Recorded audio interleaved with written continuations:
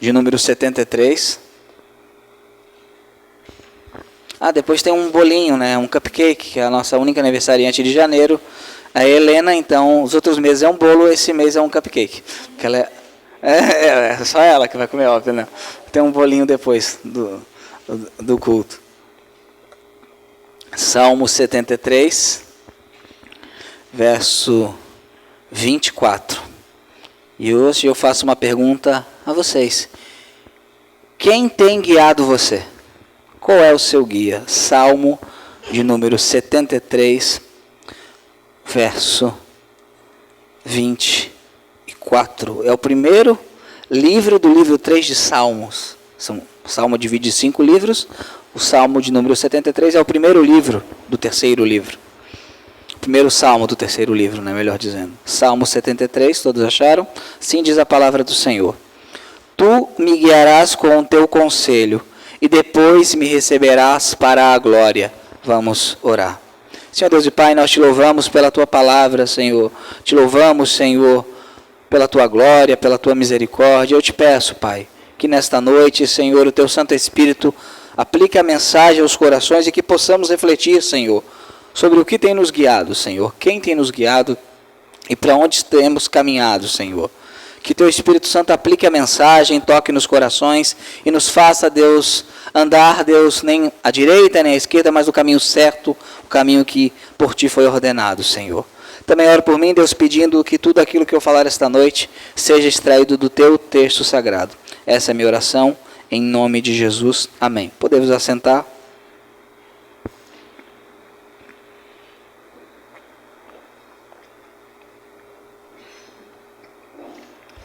Tu me guiarás com o teu conselho e depois me receberás para a glória. Se você analisar o Salmo de número 73, você vai observar que o Salmo é uma reflexão sobre o fato, e é um fato, que neste mundo os ímpios prosperam. Os ímpios neste mundo se dão bem. Muitas pessoas ímpias se dão bem. Muitas pessoas que não temem a Deus se dão bem. Muitas pessoas que são más se dão bem. Muitas pessoas que não têm piedade alguma vivem uma vida muito boa. E o salmista está refletindo sobre isso. Asaf está refletindo e perguntando ao Senhor por que essas pessoas vivem assim e ainda se dão bem. Ali no verso 8, ele diz o seguinte: eles são corruptos e falam perversamente no que diz respeito à opressão. Eles falam arrogantemente. Eles põem a sua boca contra os céus e sua língua caminha pela terra. Eles blasfemam o nome de Deus. O verso 9 demonstra isso. O verso 11 diz o seguinte: e eles dizem, como Deus sabe, e há conhecimento no Altíssimo. Isto é, como é que Deus sabe que eu estou fazendo algo errado? Eles vivem como se Deus não fosse puni-los.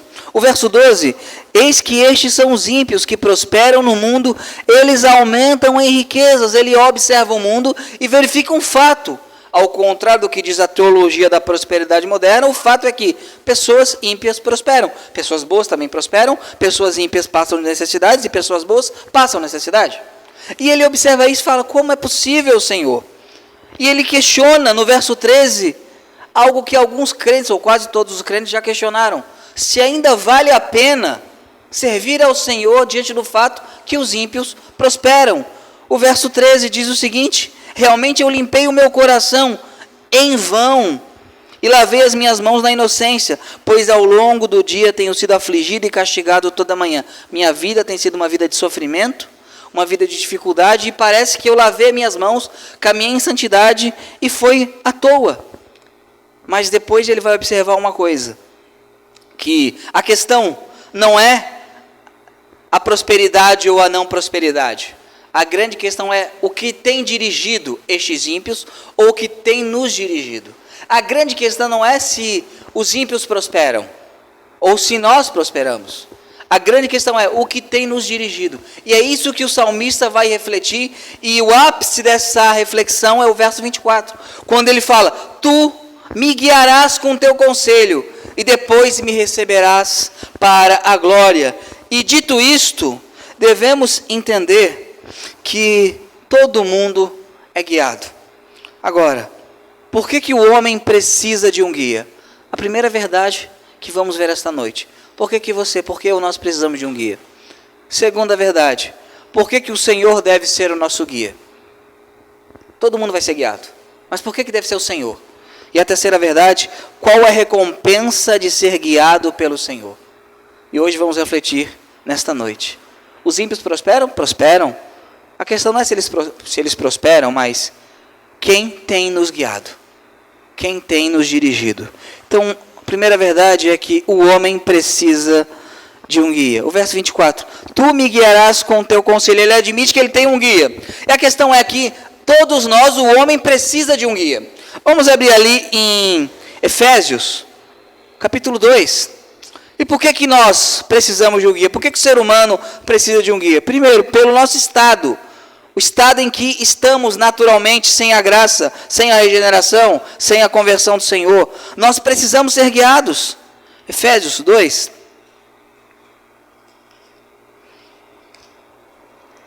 Efésios está depois de Gálatas.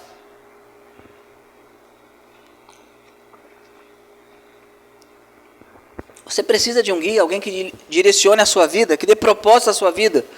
Por que você precisa? Por que eu preciso? Pelo nosso estado. Efésios 2, verso 1 diz o seguinte: e vos vivificou estando mortos em transgressões e pecados, nos quais no passado caminhastes conforme o curso deste mundo, conforme o príncipe das potestades do ar, do espírito que agora, neste momento, opera nos filhos da desobediência, entre os quais também todos nós vivíamos em tempos passados nos desejos da nossa carne, fazendo a vontade da carne e da mente, e éramos por natureza filhos da ira como os outros também.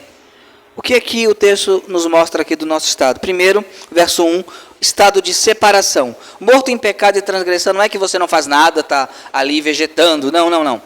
Significa estado de separação.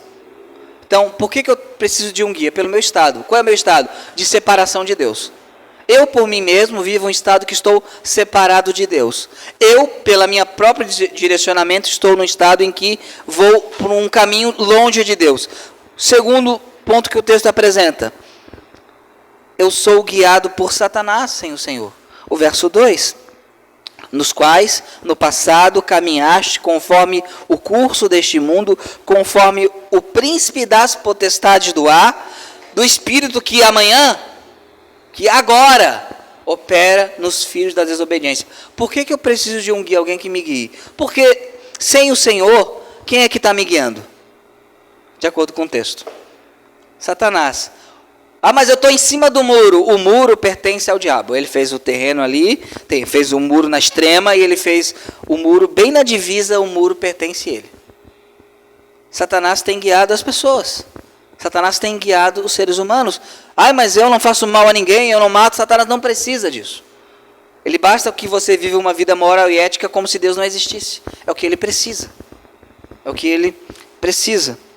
Somos também guiados pelos nossos maus desejos, verso 3, entre os quais alguns de nós, o cristianismo, ele fala a palavra inclusive, ele é inclusivo, ele inclui todo mundo no lamaçal do pecado, precisando da graça. Todos nós vivíamos em tempos passados, nos desejos da nossa carne, carne é a natureza pecaminosa, fazendo a vontade da carne e da nossa mente, a mente caída, e éramos por natureza filhos da ira como os outros também. Todo mundo faz, sem a graça, o desejo do seu próprio coração.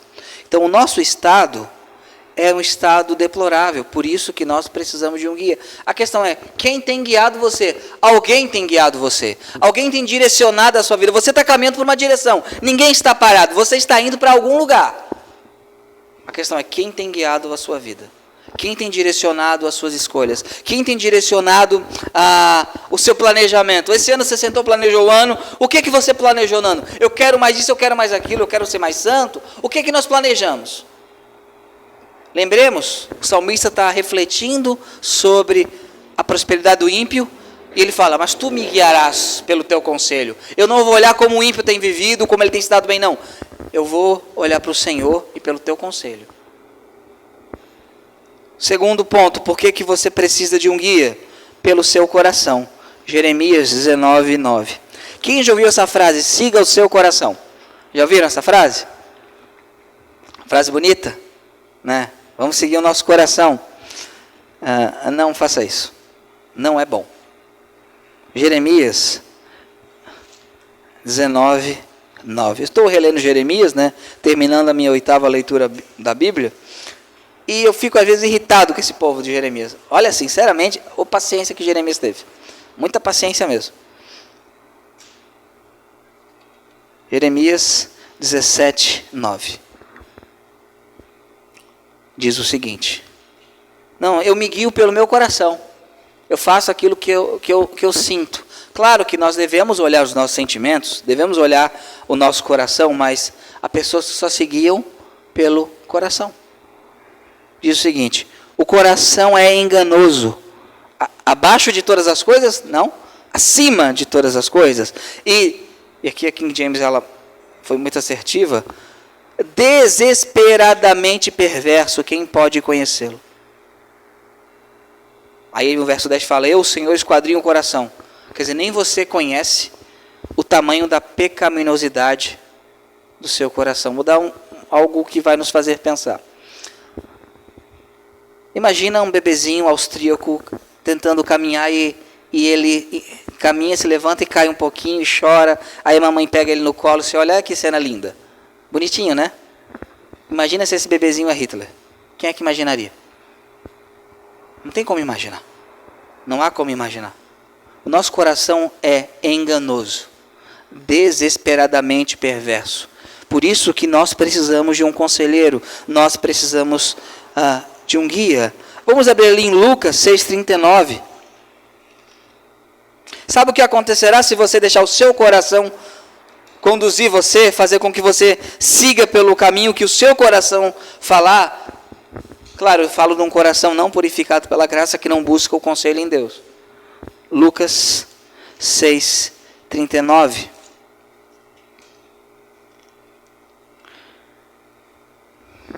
Lembra o nosso estado de separação de Deus, guiados por Satanás, guiados pelos nossos desejos? Então somos o nosso guia. Diz o seguinte, verso 39 de Lucas 6. E falou-lhes uma parábola: pode um cego conduzir um cego? Não cairão ambos na cova ou no buraco? O que acontecerá se um ser humano conduzir outro sem a palavra de Deus? O que vai acontecer se você ser conduzido pelo seu coração sem a palavra de Deus? Sabe onde é que você vai parar? Num buraco? Numa cova? O que isso nos mostra, irmãos? Que você sempre vai ser guiado por alguém. Você sempre será guiado por alguma coisa. Você sempre será guiado. A questão é quem tem guiado você. Não, eu mesmo me guio, é um problema também. Porque o nosso coração é enganoso, o nosso estado sem Cristo, sem a graça, é um estado horrivelmente perdido. Nós precisamos que alguém nos guie. E aí vem a parte maravilhosa do texto de Salmo 73. Ele fala, tu quem? Está falando de quem? De Deus, do Senhor. Tu me guiarás com o teu conselho. Então, por que o Senhor deve ser o nosso guia? Aqui é a proposta do texto para nós. Você está sendo guiado por alguém. A questão não é se você está sendo guiado ou não. Você está sendo guiado neste momento por alguém. Alguma coisa tem dirigido a sua vida. E a proposta e o convite do Senhor é que o Senhor seja o teu guia. Por que o Senhor deve ser o nosso guia? Primeiro, pelo caráter do Senhor. O verso 1 do Salmo 73. Diz o seguinte: verdadeiramente Deus é bom para Israel, para aqueles que são limpos de coração. Aqui é uma expressão, Deus é bom. A gente quase não reflete isso, a gente fala, ai, Deus é bom. Deus é bom.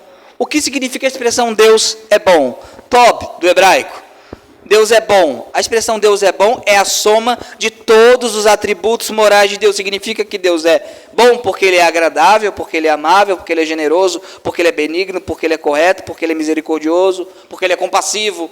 Deus é a soma de todas as qualidades morais existentes. Por isso que eu devo segui-lo, porque Ele é a soma de todas as qualidades morais existentes. E uma pergunta, nós podemos usar essa expressão para nós? Somos bons? Quando falaram para Cristo, bom mestre, Ele falou, por que me chamas bom? Somente Deus é bom. Porque eu sou a soma de todos os atributos morais? Não sou. Só perguntar para minha esposa. Não sou. Ela vai dar uma lista, não dê a lista de defeitos. Mas eu tenho uma lista de defeitos. Não é? Nós não somos a soma de todos os atributos morais. Mas Deus é.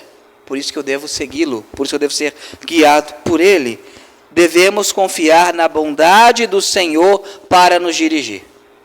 Ah, mas será que eu faço? Será que eu sigo esse mandamento? Será que eu obedeço esse conselho? Será que eu vou por esse caminho que o Senhor me orienta? Vá. Por quê? Porque o Senhor é bom.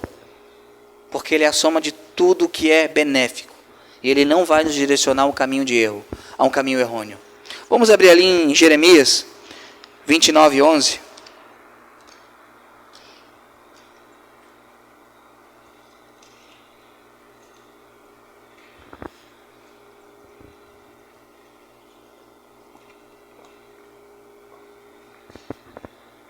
Diz, texto muito utilizado pelos teólogos da prosperidade. Texto muito utilizado.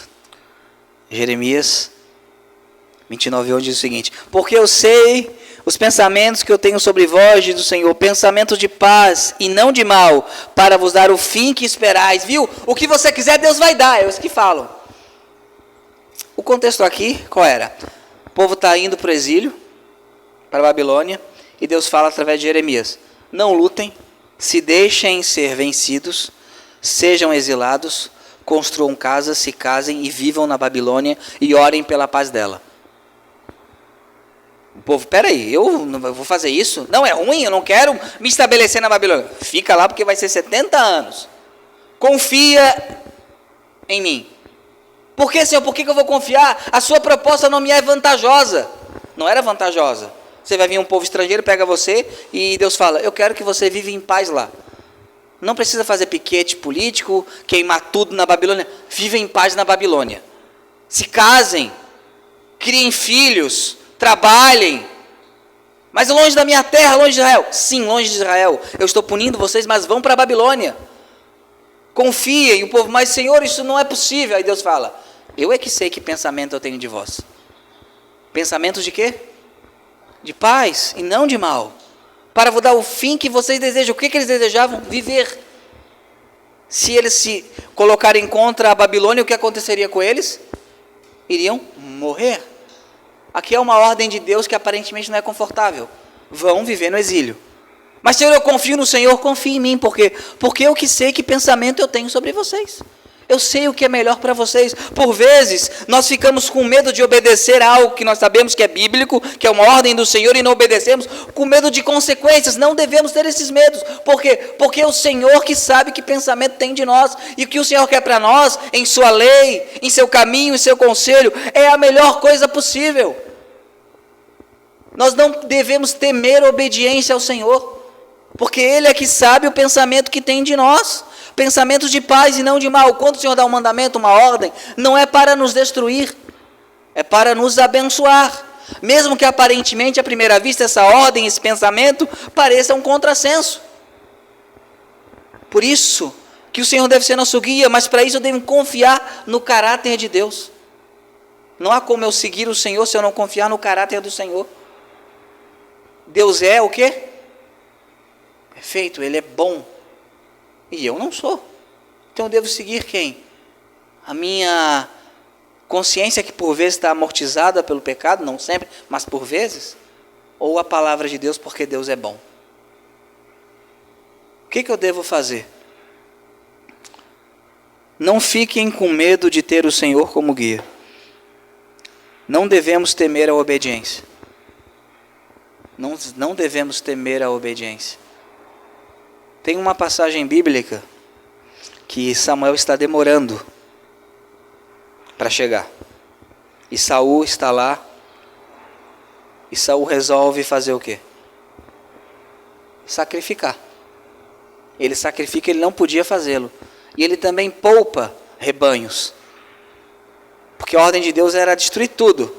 Mas se eu poupar rebanhos, o povo a qual eu sou o rei vai ficar feliz. E vai ficar feliz comigo, eles vão ter mais coisas. E ele poupa. Samuel chega: o que está acontecendo? Então, aí Saul dá aquela coisa: não, eu fiz isso, fiz aquilo outro. Mas sabe como é, né? Para abençoar o povo, não sei o quê. Aí eu sacrifiquei, você estava demorando, eu sacrifiquei. E o que Samuel fala para Saul? É melhor obedecer que sacrificar. somos chamados para ter o Senhor como nosso guia, obedecendo a Ele. Não temam a obediência do Senhor. Não temam, de maneira alguma. Mesmo que Ele diga a você, vá para a Babilônia, construa casas, não faz o menor sentido. Mas sabe quem temeu e obedeceu essa palavra? Sadraque, Mesaque e Abednego, Daniel. Eles temeram e obedeceram a palavra e trabalharam e tiveram paz. E boa parte do povo de Judá não obedeceu e foi morto. Também devemos ter o Senhor como nosso guia, não somente pelo seu caráter, mas pela forma que o Senhor nos guia. Verso 24 de Salmo. Salmo 73.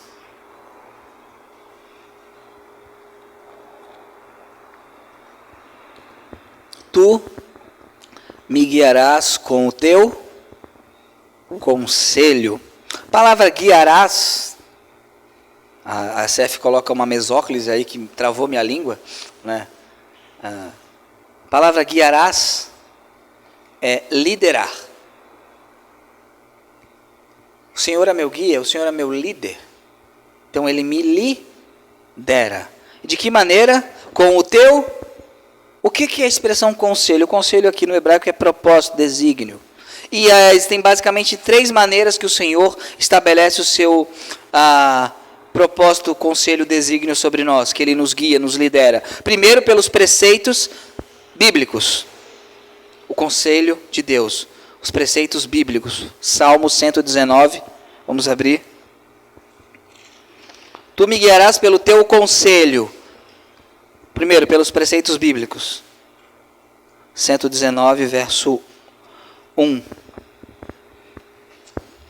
Abençoados ou bem-aventurados são os imaculados no caminho que andam na lei do Senhor. Abençoados são aqueles que guardam os seus testemunhos e que buscam com todo o coração. Aqueles também que não praticam a iniquidade, eles andam nos seus caminhos. E o verso 9, com que meios purificará o jovem o seu caminho? Prestando atenção nisso, segundo a tua palavra. Então o Senhor nos guia, primeiramente pelo seu conselho, através dos preceitos deste livro. Há um lema que nós seguimos muito sério aqui na igreja, que é sola escritura. Somente a Escritura nos guia. Nós não fazemos algo só porque dá certo, mas porque é certo. E o que define o que é certo? As Escrituras. Então, uma maneira que o Senhor nos guia pelo conselho do Senhor é através das Escrituras. Então, de que maneira eu posso saber se eu estou sendo guiado por Ele? Eu estou sendo bíblico? Eu sou um cristão bíblico? Um marido bíblico? Uma esposa bíblica? Um pai bíblico? Uma mãe bíblica? Um membro aqui da PIB bíblico? Eu tenho sido guiado de maneira bíblica, eu olho os preceitos bíblicos e eu tenho me esforçado para andar nesses preceitos. O Senhor de fato tem me guiado. Você vai ver que muitos pontos não. Já vou falar a resposta e a gente vai fazer o quê? Vai pedir perdão para o Senhor e tentar melhorar. Mas o fato é que o Senhor nos guia por preceitos bíblicos. O Senhor não diz, por exemplo, com quem você vai casar, mas Ele dá diretrizes para um bom marido e para uma boa esposa. O Senhor não vai fazer o seu planejamento financeiro, mas Ele vai dar diretrizes de responsabilidade para você, para mim. O Senhor não vai ter um manual de criação de filho prontinho, mas Ele tem princípios de como fazê-lo. Eu estou sendo guiado pelos preceitos das Escrituras?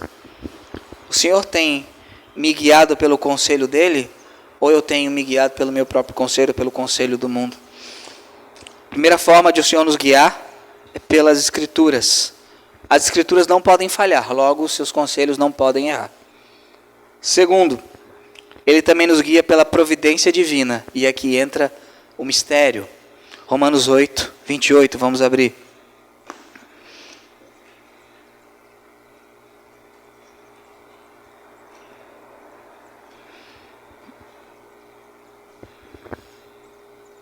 Romanos 8, 28.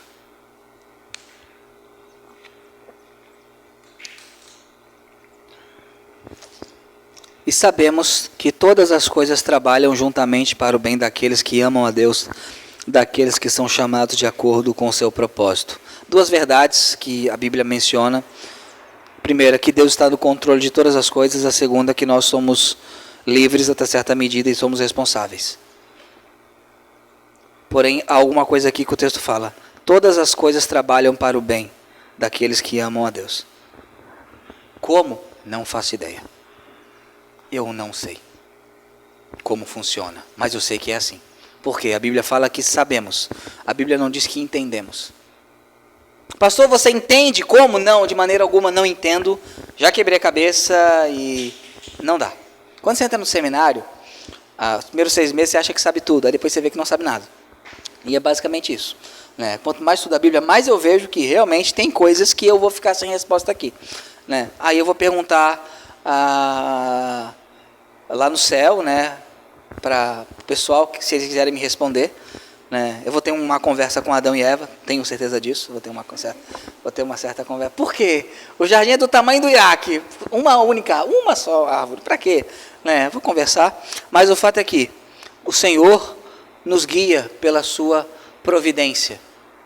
Sabe o que é interessante? Eu sou de família católica, não praticante, como quase a totalidade dos seres humanos que eu conheço. Né? E o meu pai e minha mãe se separaram e eu fui morar em Capoeiras. Tinha um lado bom, era muito perto do estádio do Figueirense, uma coisa boa. Né? E eu morei perto de um crente chato, muito chato, Nazareno. Né? Nazareno começou a pregar o evangelho para mim.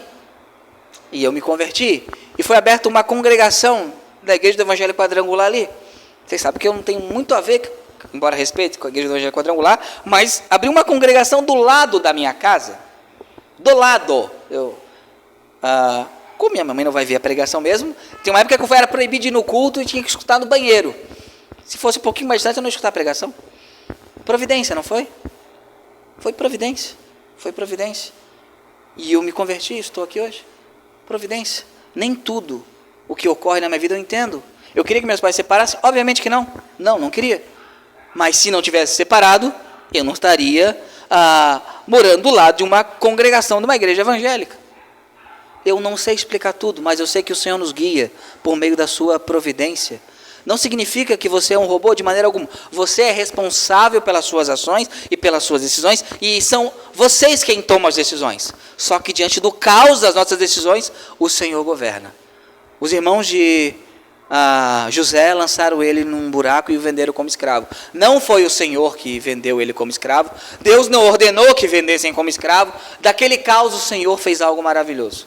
Somos governados pela providência do Senhor. Como isso se dá? Não faço ideia. Quem conhece a mente do Senhor? Não é o meu caso. Se um dia você descobrir alguém que diga que conhece a mente dele, essa pessoa parece que conhece, deve ser Lúcifer, porque ninguém conhece. Tá? Terceira forma que o Senhor nos governa, pela direção dada em oração.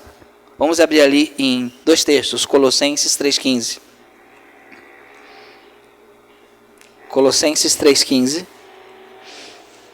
Depois vamos abrir em Filipenses, mas primeiro Colossenses.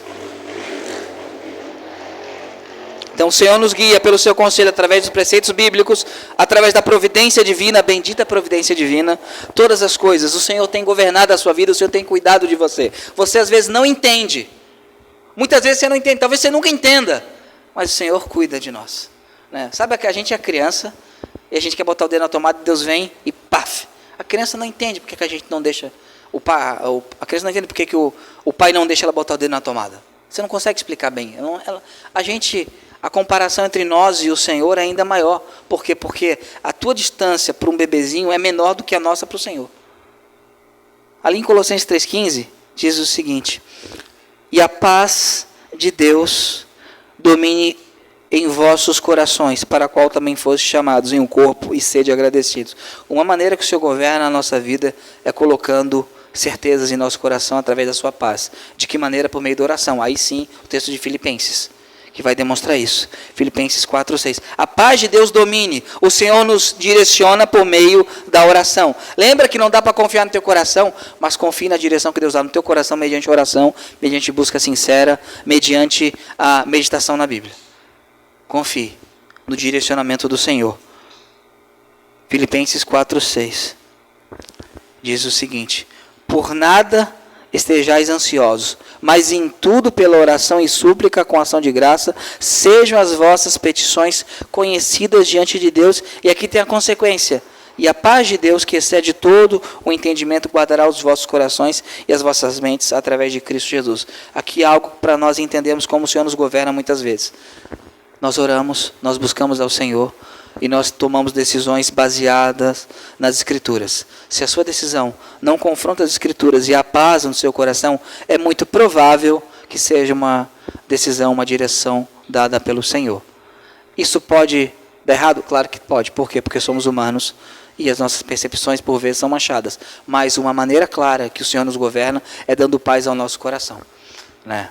Imagina, você vai casar com alguém, mas eu não sinto paz, mas eu não sinto paz, você acha que eu vou me dar mal? Você vai casar? Não, né? Depois de se casar, pastor, o casamento está ruim, mas não diga. Né? Aquela coisa, pastor, a pessoa é assim, mas ele se transformou quando casou, botou aliança, virou o Hulk. Não, já era assim. Tá? Né? Então a gente tem que entender que o Senhor nos guia pelos preceitos da Bíblia, em primeiro lugar. Nem sempre você vai sentir alguma coisa. Né? Tem gente que para tudo tem que sentir, né? Chupar cana, não precisa, preceito da Bíblia. Segundo, pela providência, aí é com ele, você não entende, mas confie que ele está governando. Terceiro, pela direção dada em oração. Mas pastor, então eu já entendi que eu devo ser governado por alguém porque eu não consigo me governar sozinho. Esse alguém tem que ser o Senhor. Amém. E qual a recompensa de ser guiado pelo Senhor? Voltando para Salmo 73. Lembra que o Salmo 73 é uma reflexão de Asaf, do ímpio prosperando? Tem uma recompensa para os crentes. Oba, amém. Qual é a recompensa? Tu me guiarás com o teu conselho. Então eu estou sendo guiado pelo conselho do Senhor. E depois, mas não é antes.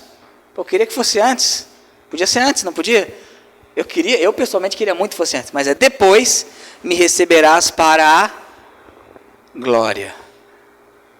Aquelas pessoas que fazem caridade, que oram para serem vistas, já receberam a sua recompensa. O que isso que significa? Já foram elogiadas, é tudo que elas vão ter. Sabe qual é a coisa mais terrível do mundo?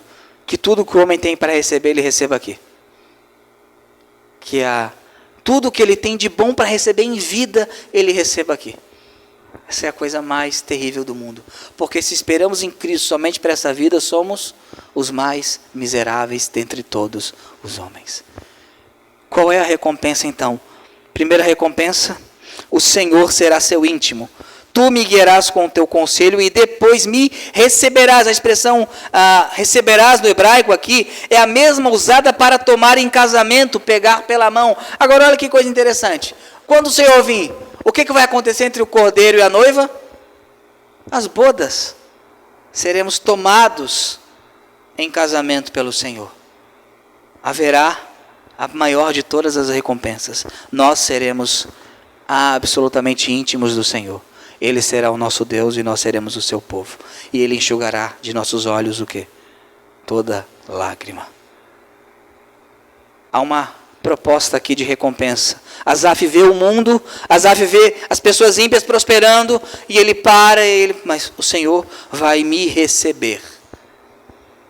Que a nossa recompensa seja o Senhor. Olha o que fala no verso 25. Quem tenho eu no céu a não ser a ti, e não há ninguém sobre a terra que eu deseje mais do que a ti. Ele vê o ímpio prosperando, vê as pessoas se dando bem, as pessoas más, ele fala, mas tudo bem, eu tenho no céu o Senhor, e na terra não há nada mais que eu deseje que o próprio Senhor, porque tu me receberás. Tu vai me tomar pela mão. Então qual é a recompensa de uma pessoa que tem o Senhor por guia? Intimidade com Deus. Aqui de maneira parcial, ainda manchada pelo pecado, pelo nosso Deus, mas naquele grande dia, de maneira plena. E você vai habitar em glória. Tu me receberás, vai me tomar pela mão para a glória. Para a glória. Verso 24 diz isso. Os ímpios prosperam aqui. Você vai prosperar onde mais importa. Eu não estou pregando uma teologia da miséria. De maneira alguma. Graças a Deus que vivemos num país e numa região, especialmente a região sul, que nós temos uma vida melhor que a maioria da humanidade, glória a Deus por isso. Só que o nosso coração não pode estar nisso. A gente tem que viver uma vida onde o nosso direcionamento seja para a eternidade, não para cá. E aqui é até algo interessante a gente falar. Toda a obra, a construção que fizemos aqui, construímos sem dinheiro, e Deus foi dando dinheiro, aquela coisa toda. Tudo isso um dia vai passar. Mas sabe o que não vai passar? Cada vida convertida. Cada pessoa que se entregou a Jesus. Cada pessoa que foi restaurada pelo Senhor. Sabe quanto isso vai durar? Eternamente. E é para isso que estamos aqui. Então você vai habitar em glória. Aqui fala, pois me receberás para a glória. Vamos abrir ali em João 1. João 14, melhor dizendo. Versículo 1 e 2.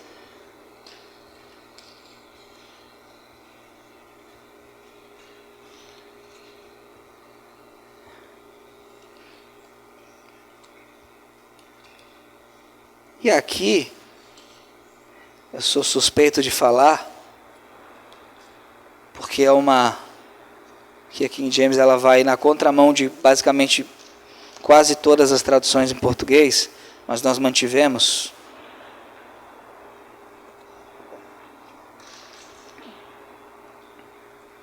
Diz o seguinte, verso 1. Não se turbe o vosso coração, crede em Deus, crede também em mim. Na casa de meu pai há muitas mansões. Se não fosse assim, eu vou-lhe teria dito, eu vou preparar lugar. E quando eu for, e vos preparar um lugar, e voltarei novamente, e vos receberei para mim mesmo, para que, onde eu estou, ali possais estar vós também. Na casa de meu pai há muitas mansões. É traduzido geralmente por moradas. Né? Tem até a música da Luísa Rosa muito bonita, na casa de meu pai há muitas moradas. Mas pessoal que não é tão moderno, sabe que as músicas do cantor cristão, como é que chamam? Mansões. Por quê? Ou dos inários presbiterianos, inários luteranos, congregacionais, os inários antigos chamam de mansões. Por que chamam mansões? E aqui eu vou advogar para mim mesmo, porque a gente manteve mansões, né? E não mexemos nisso na tradução. A expressão aqui, moné, dá origem à expressão latina mansiones. Mansiones, que é mansão, que deu origem à expressão mansão. Porque a ideia aqui é de algo espaçoso, algo largo, reconfortante.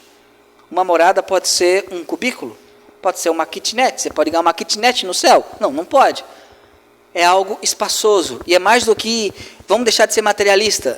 Não pense em Neverland, a casa do Michael Jackson. Não pense. Pense em um local espaçoso, onde você vai desfrutar da companhia do seu Senhor e dos santos. Vamos abrir ali em Salmo 118, 5.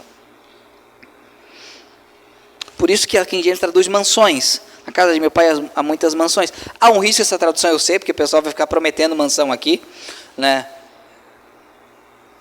Salmo 118, 5. E a ideia é essa. A LTT também traduz por mansões. Eu clamei pelo Senhor na aflição. O Senhor me respondeu e me colocou em um lugar largo. A ideia de lugar largo, de mansão, de algo alargado, é a ideia de reconforto, a ideia de descanso, a ideia de local onde você pode descansar de suas obras. Essa é a ideia que está ali. Na casa de meu pai tem muitas mansões, não no sentido que é uma mansão luxuosa, não, mas a ideia é que você vai para um lugar, ou está sendo preparado um lugar de glória para você, um local onde você vai ser reconfortado. A noiva não vai habitar num quartinho. E é isso que nós temos prometido a nós. Há uma habitação na glória para nós. Na casa de meu pai há muitas mansões, moradas, há muitas mansões para nós. E é isso que o Senhor tem prometido para nós. Então, qual é a recompensa? A recompensa é que quando Ele vier, você vai receber uma mansão. Recortar essa parte seria muito complicado, mas... O que eu quero dizer é que você vai habitar em um local largo, reconfortante, maravilhoso. Dito isso, qual foi o passo que fez o salmista para a gente ir para a conclusão? Ter o Senhor como seu guia, ou ver o Senhor como guia. Voltando para o Salmo 73.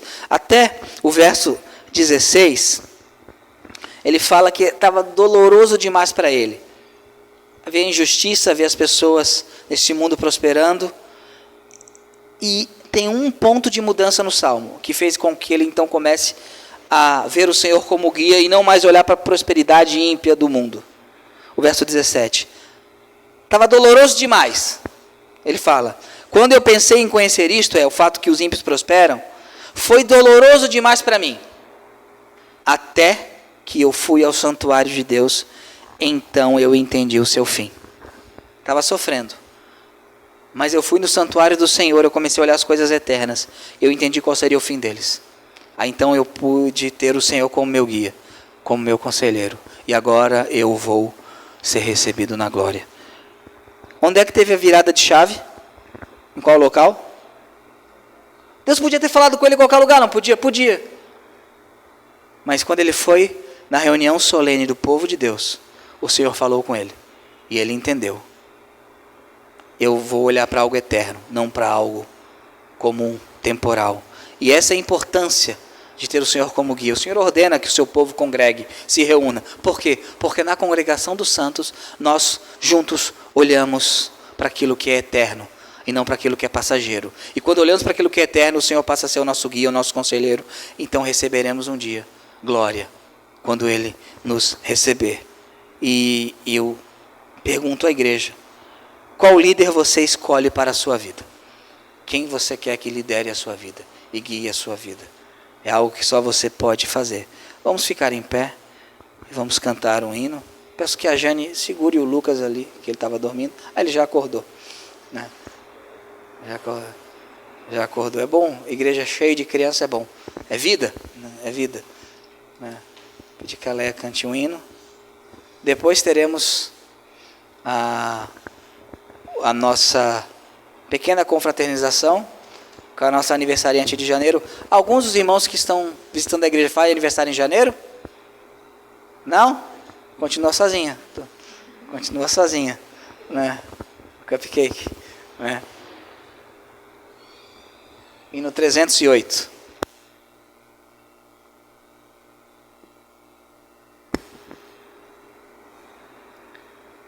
Pode puxar aí, manda minha.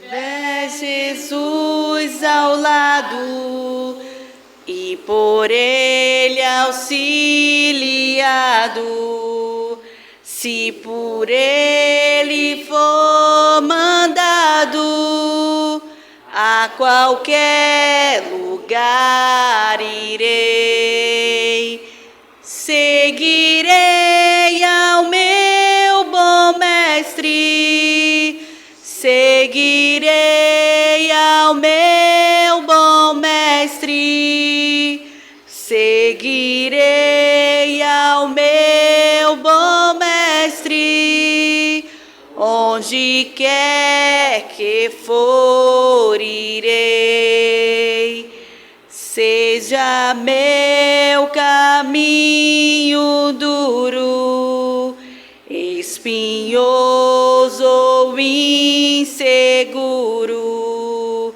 em seus braços bem seguro, aonde me mandar irei,